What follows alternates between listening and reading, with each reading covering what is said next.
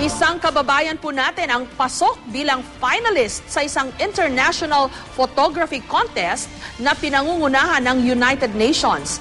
Ang Pinoy Pride na isang government employee, kilalanin natin sa report ni Julius Segovia.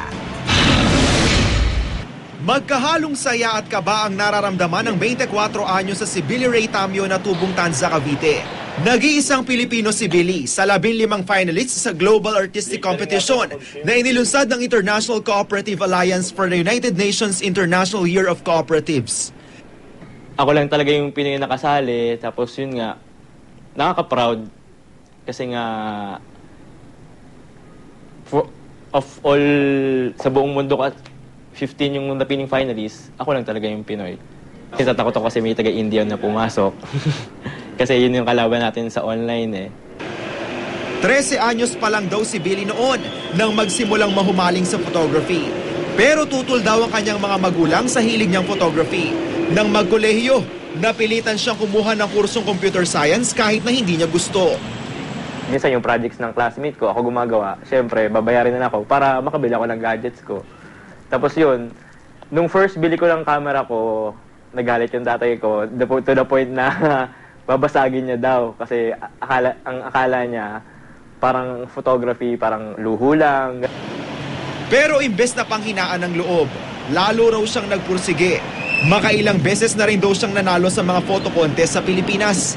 At ngayon nga, pinalad siyang mapasali sa isang pandaigdigang patimpalak. Litrato ng magkakapatid na nakasakay sa pedicab ang obrang isinali ni Billy sa International Photo Contest.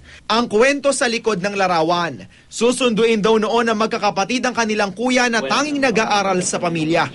Napaka-sweet lang sa kanila na pwede namang isa lang yung maghatid, isa lang yung sumundo, sama-sama silang magkakapatid.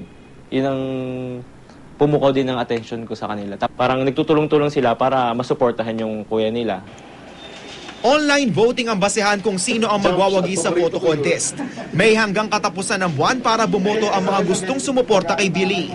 Aabot sa $3,000 o halos 130,000 pesos at trip to United Kingdom ang premyo sa contest. Kung manalo matalo, hanapin ko yung mga bata. Magpapasalamat. Siguro, ititreat ko sila kung kumain. Kapag nanalo, siguro, supplies. School supplies. Magbibigay din ako sa school, sa elementary school na pinanggalingan ko. Yun to. Tapos isasave ko yung iba. Kasi bata pa. For future use. Todo suporta naman kay Billy ang mga kaopisina niya sa munisipyo ng Tanza, Cavite, kung saan siya nagtatrabaho. Good luck sa contest. Sana makuha natin itong panalong to para maging proud yung mga kababayan natin sa'yo. Pride ka ng mga taga-Tanza at mga Pilipino.